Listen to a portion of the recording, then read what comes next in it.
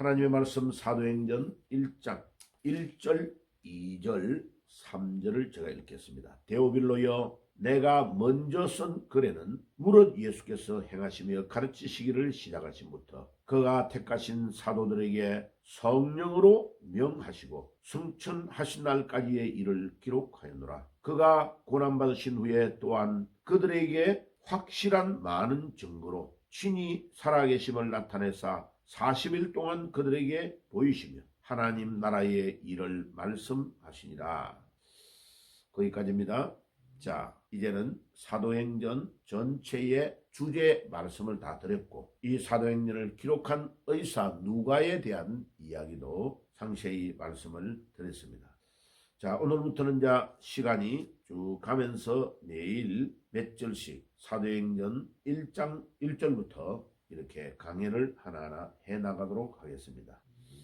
자, 오늘은 특별히 이제 썸네일의 제목 그대로 언약의 말씀. 하나님은 언약으로 우리에게 다가오십니다. 구약 전체의 말씀이 약속입니다. 39권이 그죠? 또 그 39권의 말씀이 신약의 27권과 연결이 되어서 짝이 되어 구약에 예언되어진 하나님의 말씀이 신약 성경에서 어떻게 응답되는가를 우리에게 잘 가르쳐주고 있습니다. 그런데 1절에 보면 데오빌로여, 내가 먼저 쓴 글에는, 이 말은 데오빌로는 그 당시에 아주 지체가 높은 총독인지 정확하게는 우리가 알 수 없지만 이 누가가 이 데오빌로에게 편지를 보낸 것입니다. 그런데 이 누가가 쓴 내가 먼저 쓴 글이라, 이 말은 누가복음을 보고 하는 말입니다. 자, 이 누가복음에 먼저 쓴 글에는 무릇 예수께서 행하시며 가르치기를 시작하신부터, 누가복음의 내용은 예수님이 이 땅에 오셔서 가르치기를 시작하신 내용의 이야기들이 상세히 하나하나 기록되어 있다고 말씀하고 있습니다. 자, 누가복음은 예수님께서 복음의 사역을 시작하신 내용부터 출발해서 상세하게 예수님의 행적을 따라가면서 기록하고 있는 것입니다. 이 누가는 유일하게 신약 성경을 기록한 인물 중에 이방인입니다. 그리스인입니다. 그죠? 이 그리스 사람들은 철학이 발달되어 있고 이 언어가 굉장히 구체적이고 치밀하고 정확한 언어입니다. 그죠? 지금도 생존해 있는 지구상의 언어 중에서 가장 정확한 언어 중에 하나가 헬라어입니다. 제가 이 헬라어를 공부해서 이제 신약 성경의 원전 이런 것들을 읽어보면요, 야, 이 언어가 얼마나 정확한지 말로 표현할 수 없습니다.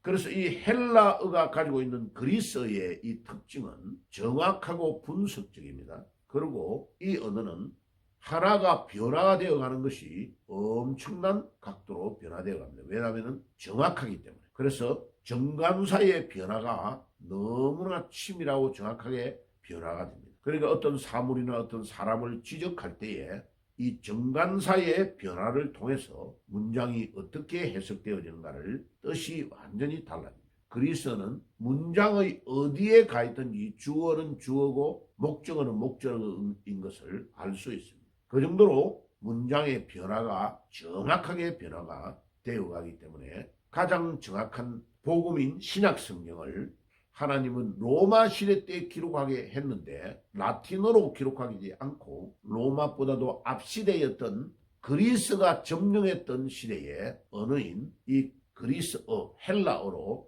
지금 현대 그리스가 아니고 아티, 그러니까 그 위에 있는 고체인 헬라어로 기록된 것이 하나님의 놀라운 뜻입니다. 그러면 이 그리스어로만 적은 것이 아니고 구약 성경이 히브리어로 이스라엘 언어로 적어져 있는데 이스라엘 언어는 또 반대로요, 아주 종합적이고 한 단어가 깊은 뜻을 함유하고 있는, 그리고 대속적인, 점 하나가 빠져버리면 완전히 글자가 달라지는, 그러니까 히브리어와 너무나 조화를 이루어서 사상은 히브리어 구약의 사상을 가지고 있으면서 언어는 분석적인 헬라어로 그리스어로 신약성경을 기록하고 있는 것은 하나님의 놀라운 계획과 뜻이 있음을 우리에게 가르쳐 줍니다. 자, 그뿐만 아니라 이 이방인이었던 누가 의사가 이 누가복음과 사도행전을 기록했다는 것은 놀라운 뜻이 있습니다. 이 사도행전은 유일하게 AD 1세기에 예수님이 복음을 전가하고 예수님의 직계 제자였던 베드로와 바울과 같은 위대한 인물들이 복음을 전했던 사역의 발자취를 하나하나 기록하고 있는 역사서이기 때문에 더 중요합니다. 오늘 우리는 이 사도행전을 통해서 굉장히 놀라운 것들을 많이 발견할 수 있습니다. 데오빌로여, 내가 먼저 쓴 글에는 물론 예수께서 행하시며 가르치시기를 시작하신부터 누가복음에서 우리 예수님이 복음을 가르치기 시작하신부터 공적인 사역을 시작하신 모든 내용을 기록하고 있다는 겁니다. 2절에 그가 택하신 사도들에게 성령으로 명하시고 성천하신 날까지의 일을 기록하였노라. 그가 택하신 사도들, 우리 예수님은 사도들을 택했습니다. 이렇게 공채로 이제 하나님께서 예수님께서 부르신 것이 아니고 그들이 살고 있는 삶의 현장에 어부들은 고기를 낚고 있는, 고기를 그물로 잡고 있는 갈릴리 바닷가로 직접 찾아가셔서 베드로와 요한과 야고보와 같은 제자들을 찾아내시고 택하신 것입니다. 오늘도 하나님께서 우리 한 명 한 명을 불신자의 가정에서 불교와 유교에 착색되어 있던 우리 대한민국에 하나님이 복음의 빛을 140년 전에 보내어 주셔가지고 우리 한 명 한 명이 불신자의 가정에서 지옥으로 달려가고 있는 가운데 우리를 택하신 것은 너무나 놀라운 이해입니다. 우리가 하나님의 우리 예수님의 이 택함을 받았다는 것은 2000년 전에 사도들이 예수님으로 통하여 택함을 입은 것과 동일한 사역이 지금도 진행되고 있는 겁니다. 그것이 성령으로 명하시고, 그가 택하신 사도들에게 성령으로 명하시고, 오늘도 우리에게 우리 주님께서 이렇게 해라 저렇게 해라고 하나님의 말씀을 통해서 들려주시고 계시는 내용의 모든 것들이 성령으로 우리에게 명령하고 있는 것입니다. 그렇기 때문에 우리는 아멘 하고 화답하고 주님이 우리에게 임명하시고 명령하시는 모든 명령을 순종하며 나아가야 되는 것입니다. 그 다음에 성천하신 날까지의 일을 기록하였노라. 누가복음에 복음의 사역을 공적으로 시작해서부터 우리 예수님께서 부활하여 성천하여 올라가실 때까지의 이야기를 기록하고 누가복음이 이제 사도행전의 모든 것들을 기록으로 넘기고 있다는 것을 보여줍니다. 그래서 얼마나 중요한 사도행전인지 알 수 있습니다. 그러니까 누가복음의 기록을 이어서 사도행전은 그 다음의 것들을 기록하고 있습니다. 3절에 보세요. 그가 고난받으신 후에 또한 그들에게 확실한 많은 증거로 친히 살아계심을 나타내사 40일 동안 그들에게 보이시며 하나님 나라의 일을 말씀하시니라. 아멘. 우리 주님께서 부활하셔가지고 40일 동안 제자들에게 당부의 말들을 하나하나 하시고 하늘나라로 승천하여 올라가셨다고 말씀합니다. 그 모든 명령도 성령을 통하여 하시고 그가 고난을 받으신 후에 또한 그들에게 확실한 많은 증거로 친히 살아계심을 나타내셨다고 했습니다. 하루도 아니고 40일 동안 우리 예수님께서 제자들에게 살아나신 것을 보여주시고 우리 예수님이 떠나가시기 전에 부탁하고 분부한 마지막 예수님의 유언들을 우리에게 다 남겨주시고 떠난 것을 이 누가복음에 상세하게 기록하고 있다는 것을 알 수 있습니다. 그러므로 우리 기독교는 예수님의 이 땅에 오심, 조금 전에 우리가 한 달 전에 성탄절을 보냈죠. 예수님이 이 땅에 오심, 또 예수님이 우리의 죄를 위해 십자가에 피 흘려 돌아가심, 그 다음에 3일 만에 부활하심, 예수님이 승천하여 올라가신 사건까지 모든 것들이 누가복음을 통하여 또 복음서에 이런 내용들이 다 기록되어 있다는 것입니다.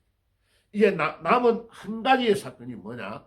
우리 예수님이 만왕의 왕으로서 심판하시러 이 땅에 재림하여 오실 것만 남았다는 것을 우리가 잘 알 수 있습니다. 그러니까 우리 기독교의 모든 클라이맥스, 절정은 뭐냐? 예수님이 부활하신 것입니다. 예수님이 부활한 사건이 없으면 예수님이 우리를 위해 십자가에 피 흘려 돌아가신 사건도 아무 의미가 없습니다. 예수님의 부활이 없으면 예수님의 이 땅에 오심도 아무런 의미가 없습니다. 예수님의 부활이 없었다면 예수님이 성천하여 올라가는 일도 있을 수가 없고, 예수님이 부활하시지 않았으면 다시 재림하여 올 수도 없는 것입니다. 그래서 예수 그리스도의 부활은 우리 기독교의 모든 핵심 중에 핵심이 부활에 다 직결되고 있다는 것을 우리에게 잘 가르쳐주고 있습니다. 우리 예수님께서 부활하시기 전에는 천국에 대한 복음을 증거하는 데에 절대적인 시간을 이제 보내었습니다. 그런데 예수님이 부활하신 이후에는 예수님이 불신자들에게 증거한 것이 아니고 오히려 증거하고 데리고 다니고 훈련시켜줬던 예수님의 제자들을 중심으로 믿는 자들에게 성령을 받으라고 강조하신 것이 40일 동안의 예수님의 사역, 부활하신 이후의 예수님의 사역에서 다 드러나고 있는 것입니다. 그만큼 예수님의 부활 성천과 예수님의 성령을 받으라는 메시지는 연결되고 있는 아주 중요한 메시지인 것을 잘 알 수 있습니다. 그런데 이 3절에 말씀하는 것은 그가 고난받으신 후에 또한 그들에게 확실한 많은 증거로 신이 살아계심을 나타내셨다고 했습니다.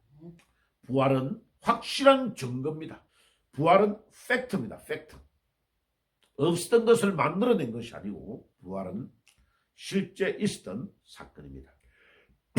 그래서 우리 기독교의 모든 핵심적인 메시지의 중심은 예수님의 부활에 있는 것입니다. 이 부활이 이제 있고 나서 우리 예수님께서 우리 사역의 모든 동력과 힘은 성령을 받아야 권능이 나타난다. 디나미스의 능력과 엑수시아의 능력을 받는 힘은 성령이 우리에게 임할 때에 그 능력이 나타난다고 말씀하고 있습니다. 아무리 자동차가 좋은 게 있어도요, 이 자동차에 배터리, 배터리가 없으면요, 이 자동차가 가지를 않습니다. 네.